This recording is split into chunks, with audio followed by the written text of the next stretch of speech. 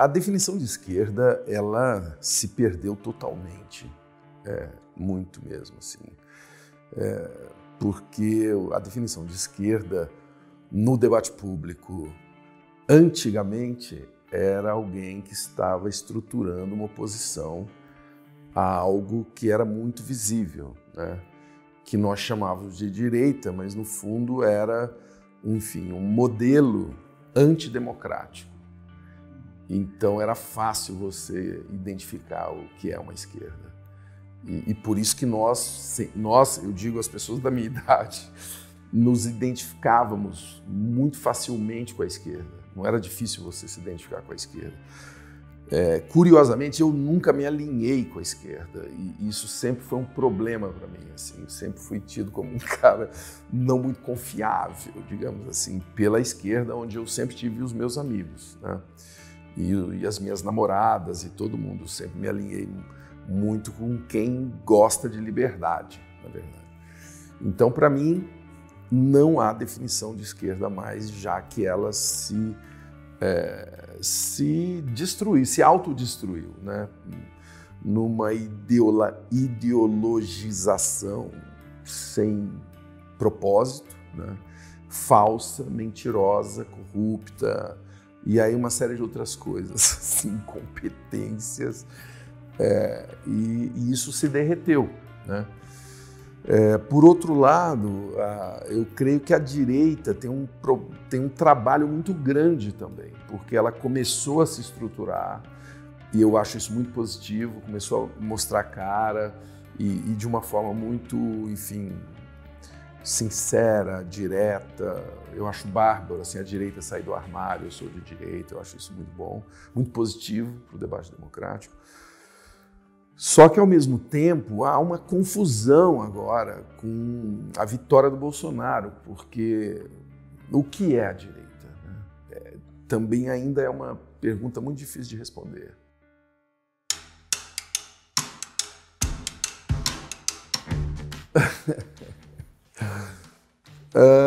Por razões bolsonáricas, essa definição está ficando muito difícil. A direita, no debate público, nos últimos anos, surgiu de uma maneira, na minha visão, muito positiva, né?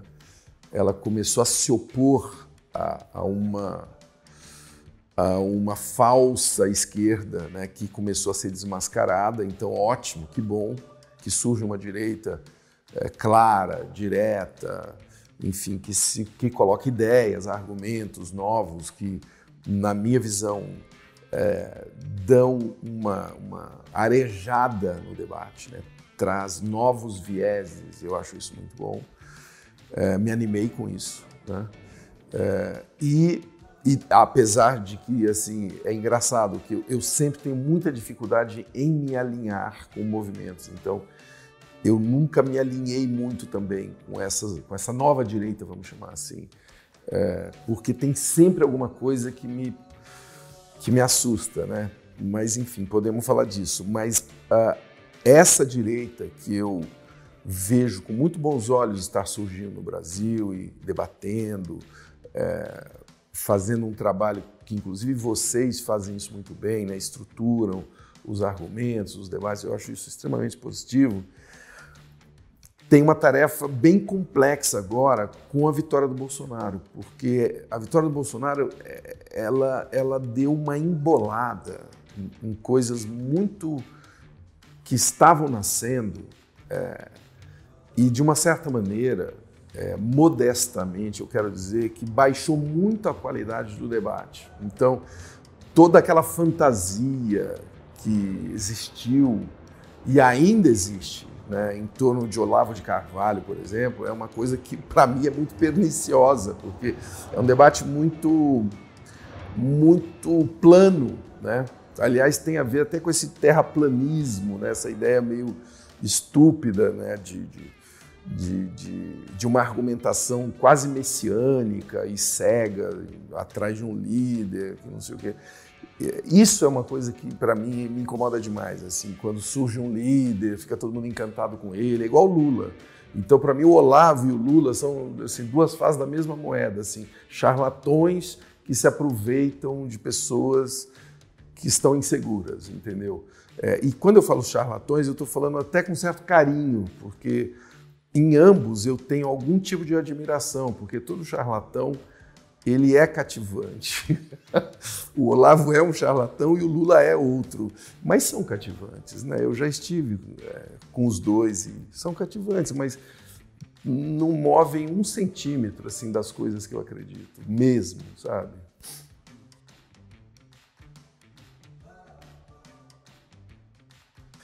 A direita precisa aprender com a esquerda o desbunde. Eu acho a direita muito travada. A direita precisa rebolar no pôr do sol, sabe? Precisa fazer tai chi chuan, sei lá, respirar, alguma coisa assim, uma coisa, ela precisa ser mais miçangueira, né? Tem algo positivo no fato de você conhecer mais o seu corpo, de você se entregar às paixões, namorar, dançar, beijar. Eu acho que a esquerda faz isso com mais alegria, né? E é claro, estou aqui generalizando, obviamente, e cometendo muitas injustiças, porque tem gente de direita que faz isso também. Mas no geral, né, o desbunde a direita deve aprender com a esquerda. A direita precisa liberar a cintura. A direita liberal não só na economia, mas também na cintura. Essa é a minha sugestão.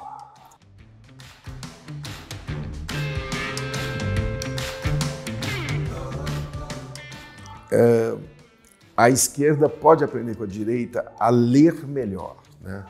Os livros da esquerda estão muito defasados. E, curiosamente, veja você, a esquerda lia melhor, né? A esquerda tem uma tradição de intelectuais, de bons intelectuais, né? Que depois que o mundo real se aproximou deles, eles deixaram de ser de esquerda, muitos deles, né? E a direita, que surge, o que a gente pode chamar, não sei, de uma nova direita e tal, é uma direita embasada, na minha visão, em um apuro intelectual, sabe? Que falta na esquerda. Hoje nós temos uma esquerda muito tosca. É tão tosca quanto o bolsonarismo, por exemplo, né? Que muita gente confunde com direita, né? E que, aliás, é fácil de confundir com direita porque surgem intelectuais de direita que se inserem no Bolsonaro, né? Isso é aí que eu volto a dizer o quanto que é pernicioso quando figuras... eu não quero ficar aqui citando o Olavo de Carvalho, porque eu acho que é um pouco a vontade dele assim, de aparecer, mas o quanto que mentes frágeis podem ser influenciadas como uma figura como o Olavo de Carvalho.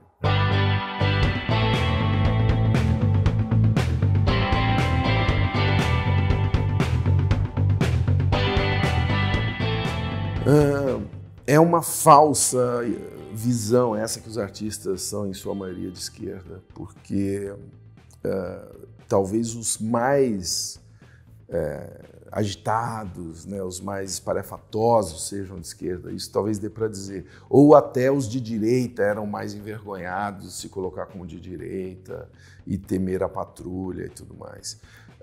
Mas, para mim, os artistas brasileiros são um reflexo da sociedade. E a sociedade brasileira não tem claramente uma posição progressista, seja na direita ou na esquerda, né? Nós somos um povo mais para uma coisa tucana, de ficar em cima do muro, de, enfim, querer saber como que eu vou, como que a minha vida vai melhorar, seja Beltrano ou Cicrano.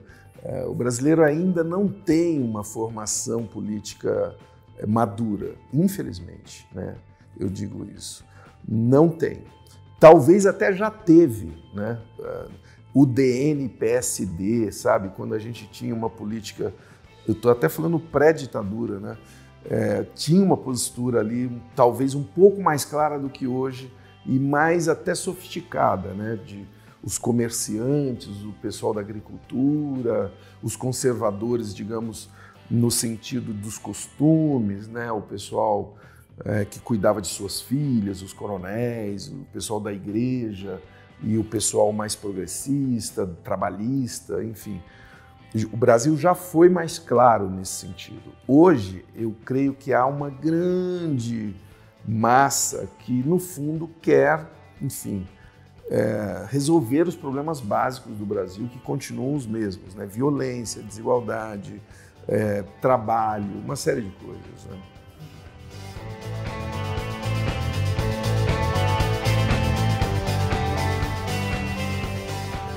Olha, eu vou contar um segredo para vocês. A televisão não é um ser humano. É uma máquina, é uma ferramenta. Então a pergunta deve ser: as pessoas, né, que decidem as coisas na televisão querem que seja assim ou assado, né? E isso é algo novo. O que está acontecendo agora é uma coisa bastante nova, porque nós já tivemos períodos onde os grandes proprietários e empresários de televisão tinham uma vontade muito clara.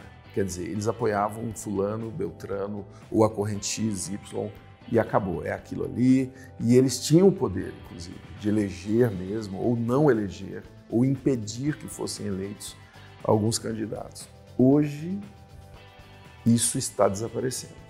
Hoje, isso é possível você ter alguém que é contra os proprietários de mídia e ele é eleito. E está aí o exemplo do Bolsonaro. Por um lado, temos aí algo bastante positivo, quer dizer, aparentemente, então temos o quê? Uma democratização dos meios? Pode ser. Ao mesmo tempo, nós temos uma coisa bastante ainda nebulosa, que é a manipulação dos algoritmos. Isso é realmente algo relevante, não só no Brasil, mas no mundo todo, né? E até a eleição de Trump, o Brexit, uma série de coisas.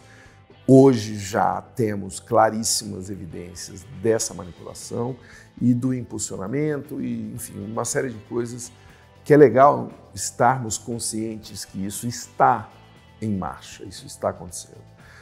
Por outro lado, vivemos esta explosão de possibilidade democrática de publicação de conteúdo como esse que nós estamos conversando aqui, né? Esse tipo de conversa só era publicado em redes de televisão. Hoje, que bom, temos várias plataformas de todas as tendências que podem publicar esse tipo de conteúdo. Então, voltando à pergunta,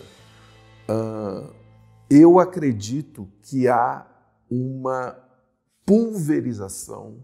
Esta pulverização de meios nos dá uma chance de não haver mais uma manipulação pelos proprietários dos meios de comunicação. Porque está pulverizado, simplesmente, né? E todos percebendo que há essa possibilidade do eleitor, do blogueiro, do cidadão tuitar e tal, eu vejo que os meios grandes, né, e anteriores, como a televisão, começam a ser transformados, começam a ouvir mais, começam a tomar cuidado para não manipular uma informação.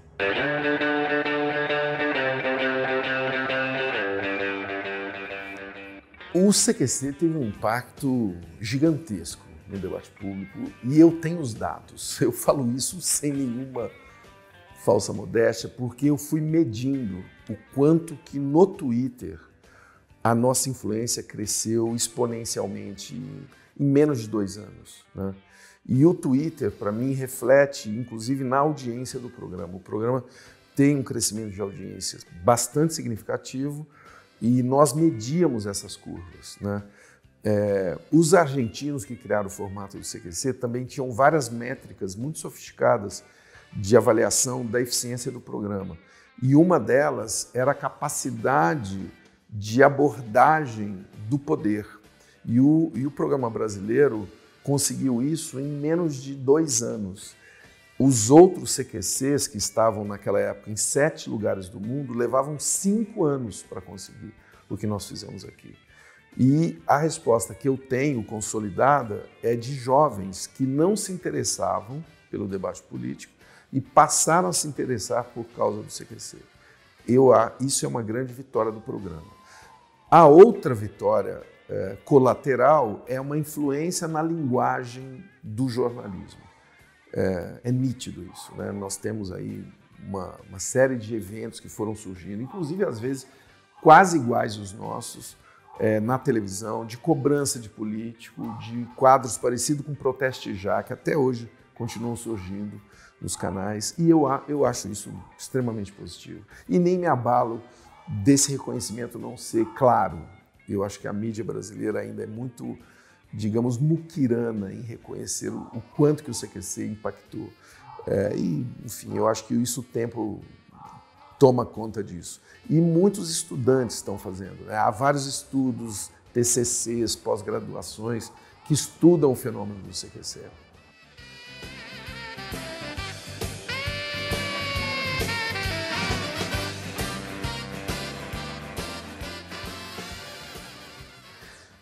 Nós estamos lidando muito mal com a liberdade de expressão no Brasil, muito mal. E estamos, de uma certa maneira, retrocedendo. Então, esta imensa avalanche de processos, por exemplo, é algo extremamente retrógrado, né? Eu posso falar isso porque eu vivi os anos 80, onde iniciei minha vida profissional cobrindo política, cobrindo Direta Já, por exemplo, no Congresso. Nunca fui tão reprimido como estou sendo agora. Agora eu digo desde o CQC até hoje, até o dia de hoje, onde, curiosamente, nós estamos gravando e eu recebi o resultado, em primeira instância, da vitória que tive na defesa de um processo que o presidente Bolsonaro fez contra mim durante as eleições, porque eu disse que, na minha opinião, ele é homofóbico e racista. E ele não quer, ele, no processo, ele quer aplicar uma multa de R$10 mil por dia cada vez que eu disser isso, né?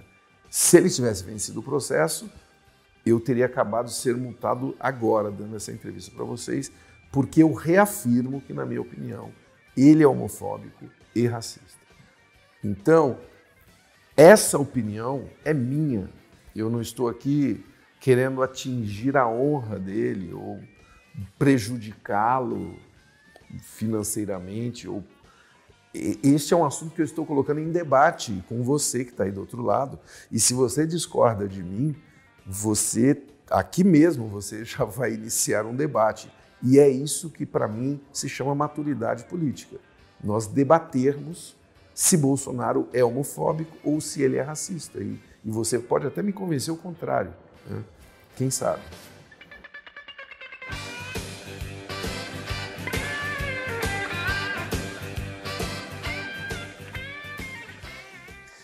O debate público está muito frágil na televisão, muito frágil. Porque está faltando coragem, sabia? Está faltando coragem. Assim. A televisão está amedrontada. E eu não sei por quê.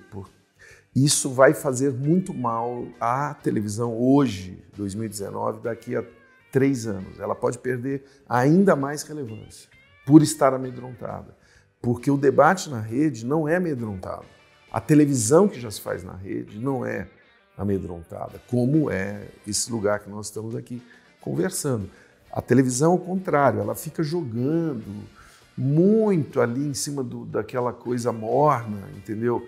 E não faz o que eu acho que tem que ser feito, o que se faz em qualquer país civilizado, que é ter um debate aberto, entendeu? E as pessoas falando o que elas pensam e não se ofendendo tanto, entendeu?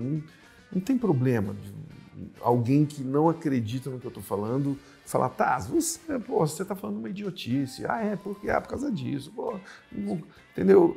A televisão inglesa é assim, a televisão americana é assim, até a televisão argentina é assim, né? Nós temos um debate aberto, enfim, quente às vezes, mas um debate qualificado. Aqui fica um xingamentozinho boboca na internet, é o que a gente consegue.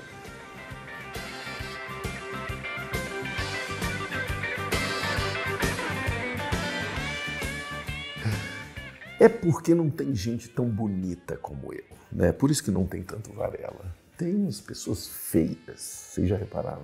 Como são feios, né?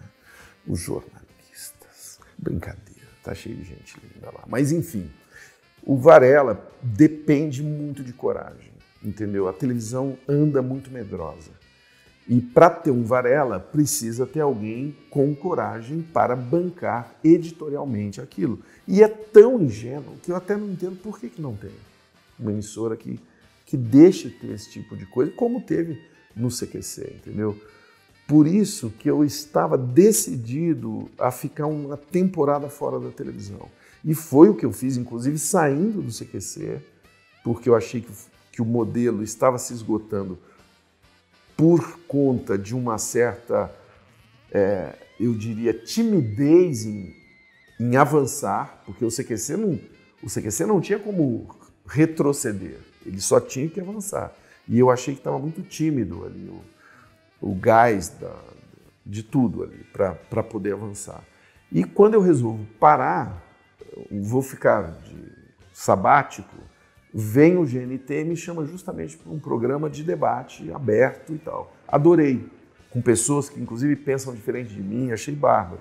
O Papo de Segunda, com Chico Sá, João Vicente, Léo Jaime, achei bárbaro. Resolvi de novo fazer um sabático e não consegui. Não consegui fazer o sabático porque a TV Cultura me chama para fazer aparições no Jornal da Cultura, que eu respeito, é um jornal de contexto e com, na bancada, duas figuras que muitas vezes são totalmente diferentes uma das outras, eu adoro isso. Então fiz ali por 2 anos o jornal e este ano eles me convidam para fazer o Provocações e com uma dose de liberdade raríssima. E aí eu topei, porque eu acredito nesse espaço. Num espaço onde eu possa entrevistar o Ciro Gomes numa semana e o Fernando Haddad na outra. E ter com eles uma conversa absolutamente livre. Absolutamente livre. E aquilo, tenho certeza, vai ser bom para os dois, e para o telespectador, e para mim, e para todo mundo. Assim, uma conversa onde eu vou simplesmente cutucá-los, como fazia o mestre Antônio Abujamra, que é o inventor do Provocações.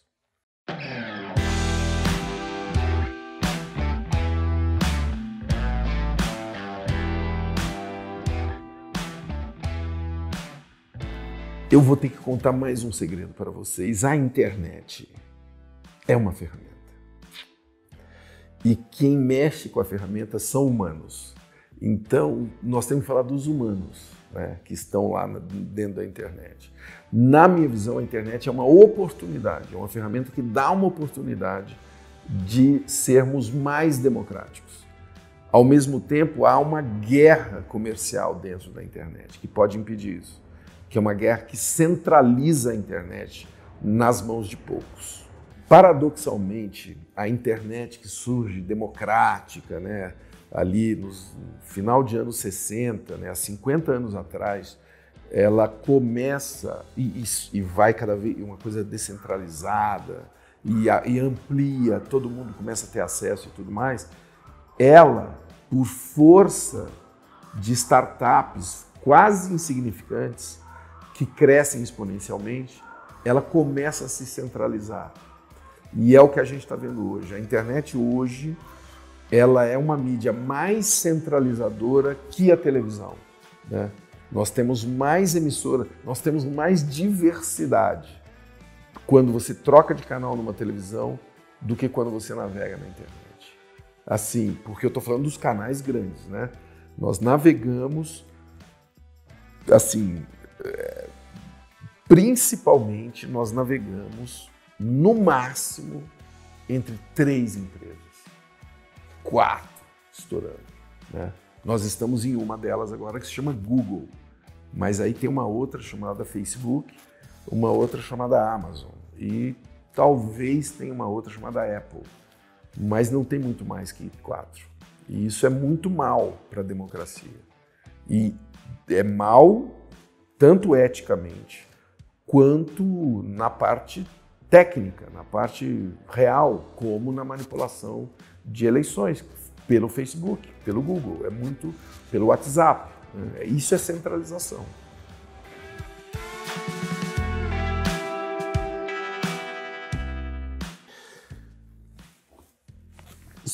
Eu creio de ser difícil imaginar um mundo sem as redes sociais, mas houve uma contaminação das redes sociais por uma água suja, um veneno, que essa contaminação ajudou a queda da qualidade do debate público. E o trabalho que tem que ser feito não é em software, é um trabalho mental. Nós temos que entender o quanto que o algoritmo afeta o nosso estado emocional ou nos ilude em relação ao nosso viés e parar de perder tempo com debates bobocas. Entendeu? É isso.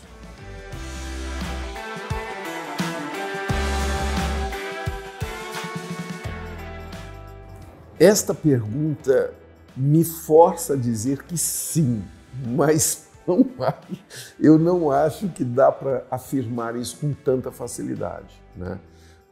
O que a direita soube fazer, e quando eu falo a direita, obviamente eu estou me referindo à eleição do Trump, ou enfim, estou me referindo a alguns movimentos de direita que conseguiram entender o funcionamento das redes de uma forma mais rápida, digamos, do que a esquerda. Mas hoje, nós temos aí todo mundo, enfim, tentando usar da melhor maneira essas coisas.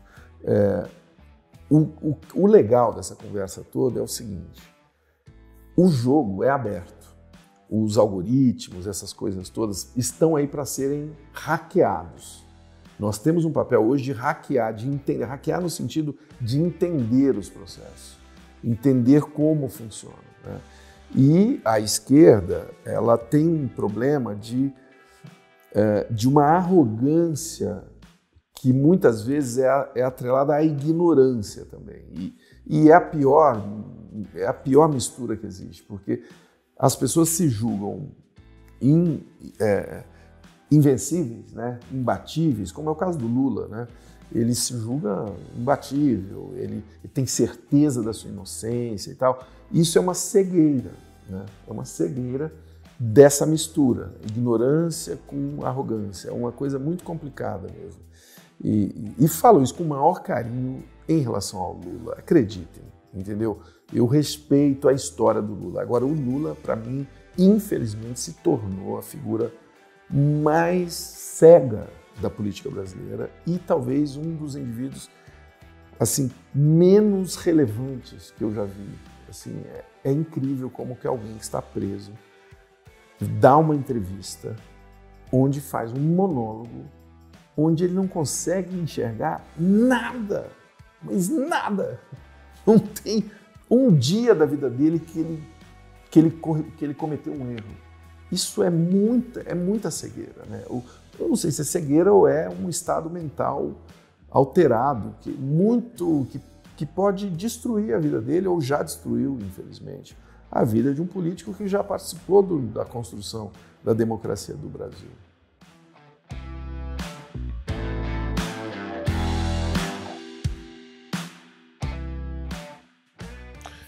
Eu não creio que é pauta identitária um problema da esquerda. Para mim, o problema central da esquerda é a sinceridade, sabe? É algo muito mais amplo. A esquerda perdeu a credibilidade que ela já teve, né? Porque ela pregava uma coisa, fazia uma porcentagem do que ela pregava e conseguia, durante todo o período de redemocratização do Brasil, ela conseguia avançar, né? Eu estou chamando de esquerda aqui, vejam vocês, como eu sou um rapaz de idade. Eu estou chamando Fernando Henrique aqui de esquerda, né? Um cara que surgiu na esquerda, inclusive junto com Lula. Aliás, os dois são produtos da mesma esquerda, né? Surgiram ali naquela movimentação contra, enfim, a antidemocracia que existia no país e foram avançando. Aí chega uma hora que começam na praxis, né? Na hora de botar a mão na massa, começam a fazer coisas que era negação do que eles pregavam. Quer dizer, começam a fazer coisas muito feias. E o que nós estamos vendo hoje, inclusive com Lava Jato, com toda essa história toda, é uma desmoralização do próprio sistema capitalista brasileiro. A gente vê o quanto que é precário o capitalismo brasileiro, que nem deveria ser chamado assim, né? Porque as empresas participaram junto com essa esquerda de toda essa jogatina. Não é? Tá claro isso. Por isso que até a palavra crime organizado foi desmoralizada, essa expressão, né? Porque quem é o crime organizado? São os manos lá vendendo pó no morro, no Rio de Janeiro? Ou é a Odebrecht, né? Que tem aquela planilha com o nome de todo mundo, Sardinha, não sei quem, todo mundo planilhado, Venezuela, Angola, você entendeu? Crime organizado é uma coisa que não é mais de esquerda, nem de direita, nem de centro, não é nada. É meio que parece que define um Estado que precisamos sair dele, né? Por isso que quem conseguir hoje propor com argumentos, com alguma estrutura mínima, técnica, né, um projeto de país, tem muitas chances. Eu sou muito otimista com a política hoje no Brasil, porque ela está desmoronando, mas isso significa que alguma coisa vai ser construída, eu não sei qual. Mas existem hoje o surgimento de lideranças e tudo mais que tem a ver com isso. A própria eleição, volto a dizer, do capitão Bolsonaro. É a total ausência de alguém minimamente esclarecido como ele. Então veja, não é pedir muito. Alguém um pouquinho mais claro do que o Bolsonaro em relação a uma proposta de país. Todo mundo pode falar mal do Bolsonaro o quanto quiser, inclusive eu falo bastante. Mas era claro a proposta dele. Ele era o anti-PT. Né? E quem não quer? Né? O Brasil inteiro queria algo que não fosse o PT. O Brasil inteiro não, mas a maioria ampla mesmo, né, do país. O único cara que conseguiu se expressar claramente e você vê que é autêntico, a forma com que ele age, apesar de ser muito tosco e muito ignorante, é o Bolsonaro. Então, olha que oportunidade linda que existe hoje no país para alguém que não vai fazer o que o PT fez, para alguém que não vai fazer, inclusive, o que o PSDB fez também, mas que tem uma proposta clara de país. Há uma oportunidade muito grande.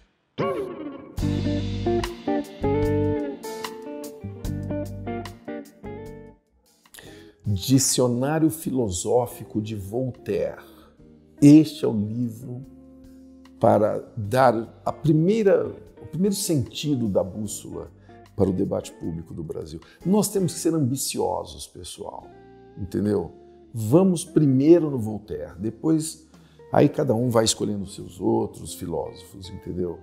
Vamos elevar a qualidade da filosofia e do debate. E temos bons filósofos, hein? Não estou aqui desmerecendo, inclusive filósofos do nosso país, como Eduardo Janetti, enfim, uma série de figuras que respeito muitíssimo e tal. Mas vamos sair do Voltaire, pelo menos, começar já no Voltaire, os iluministas ali, Montesquieu, tem um monte de gente ali para a gente ler. E aí depois a gente começa a ir lá trazer mais para o presente.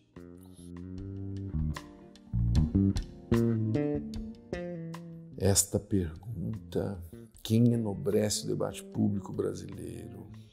Que momento, pessoal, para responder essa pergunta. Eu vou precisar de uma lupa para sair. Nós estamos aqui diante de um tsunami, morreram todos, eu vou tentar achar um corpo.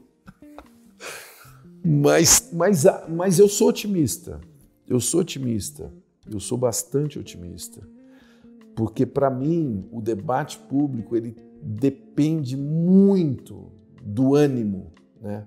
Ânimo significa de nós estarmos vivos, né? De nós conseguirmos dar nos ressurgir dos mortos, porque vejam vocês, eu estou aqui enrolando, não é porque eu acho que não existe ninguém. Eu estou aqui enrolando porque no último debate público recente, as figuras que conseguiram dizer coisas sinceras no debate público.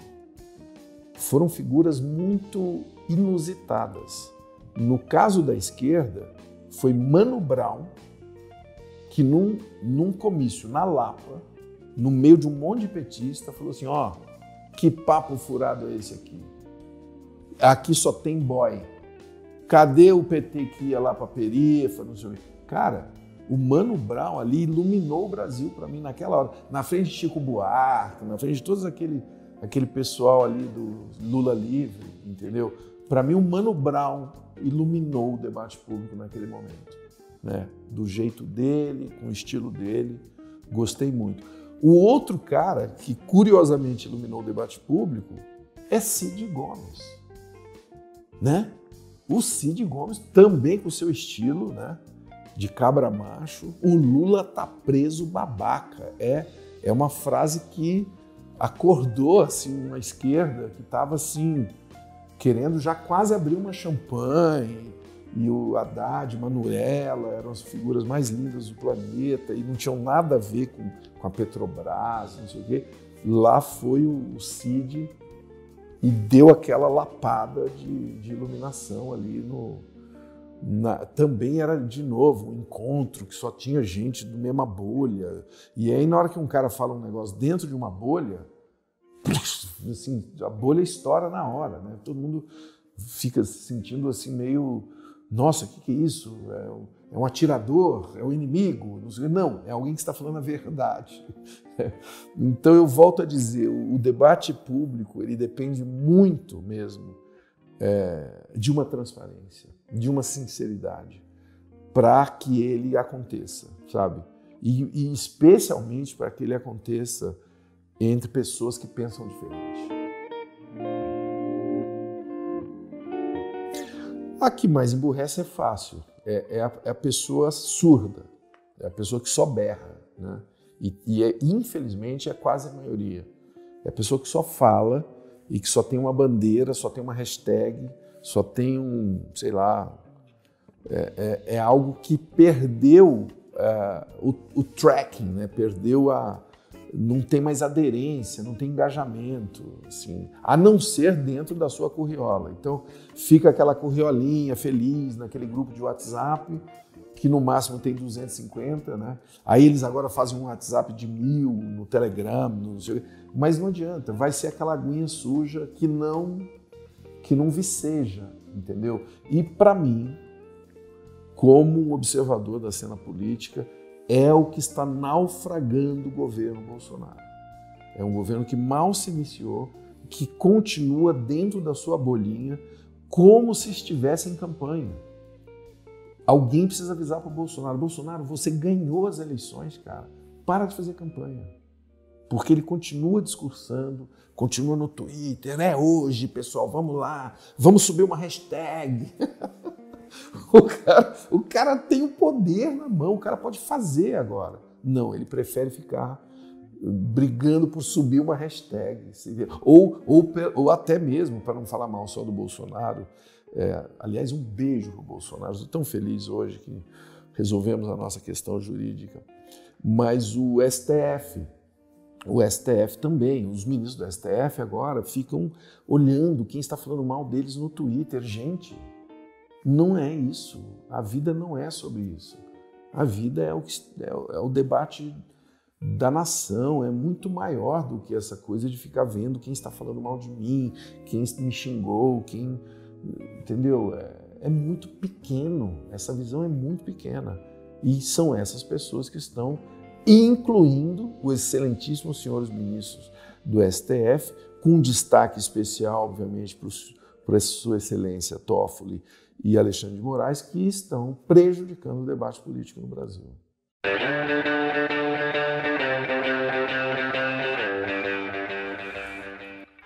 Boa!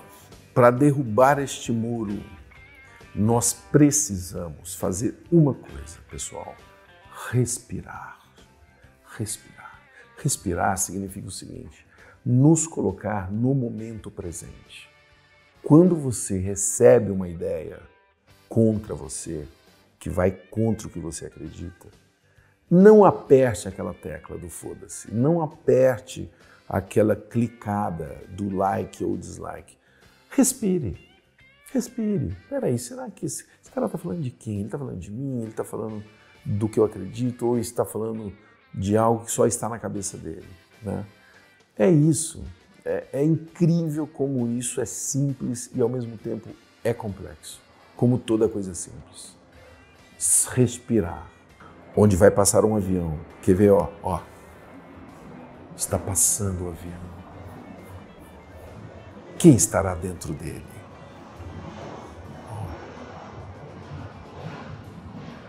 O que farão essas pessoas quando chegar no destino? Esse é o momento presente, é incrível. Este momento que me obrigou, o microfone andou em vários lugares, agora chegou na minha camiseta, para melhorar a minha voz chegando até vocês. Momento presente. É isso que temos que praticar para debater bem.